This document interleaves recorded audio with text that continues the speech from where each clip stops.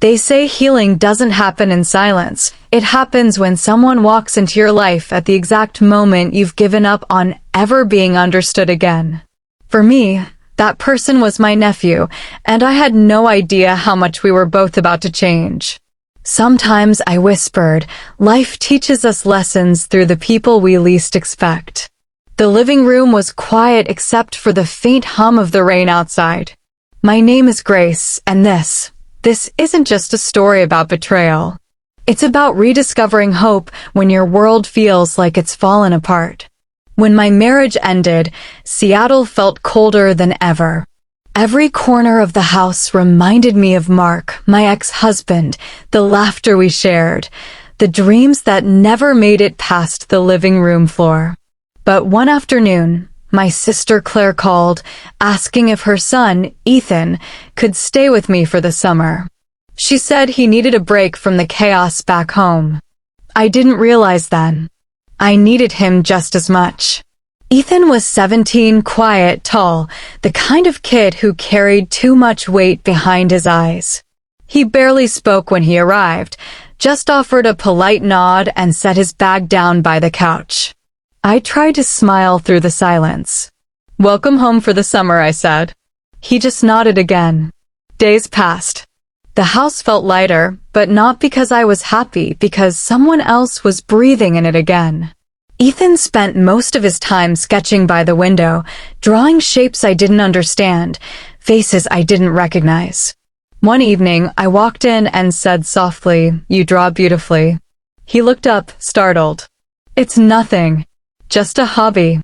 But there was more to it. I could tell. Art was his escape, like writing was mine. Weeks later, we sat on the porch as rain traced silver lines down the glass. He asked, "Aunt Grace, do you ever feel like people only see your mistakes?"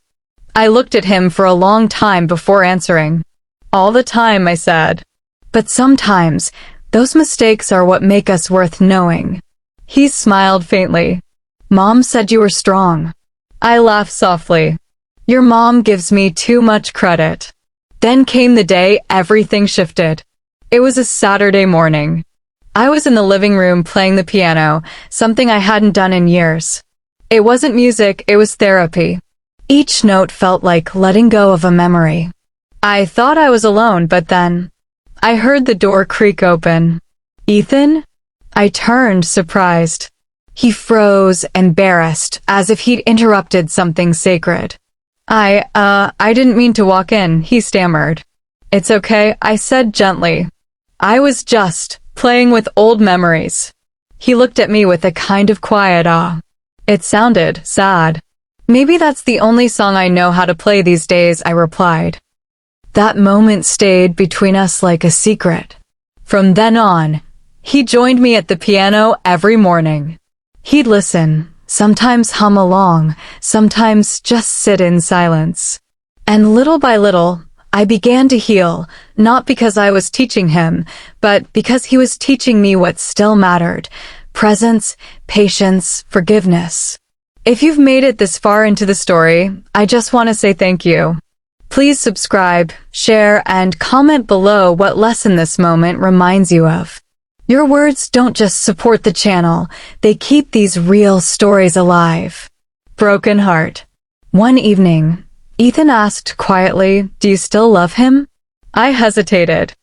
"I think I'll always love the version of him I thought existed." He nodded, as if he understood more than I'd said. "That's kind of what I feel about Dad," he admitted. I looked at him, really looked at him, and realized how alike we were. Two broken hearts trying to make sense of a world that had disappointed us.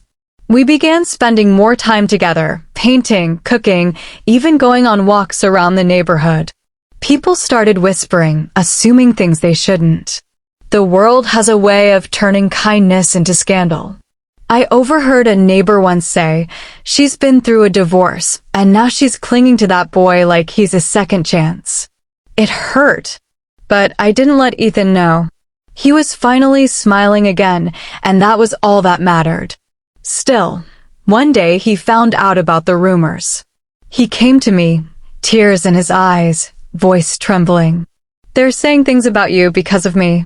Maybe I should just go. No, I said firmly. You're not the reason people gossip. You're the reason I started to feel alive again. But eventually, the summer ended. Claire came to pick him up. I tried to act strong, but as he hugged me goodbye, I whispered, "You taught me how to breathe again." He didn't reply. He just smiled, eyes wet, and left. Months passed. The house felt empty again, but different this time.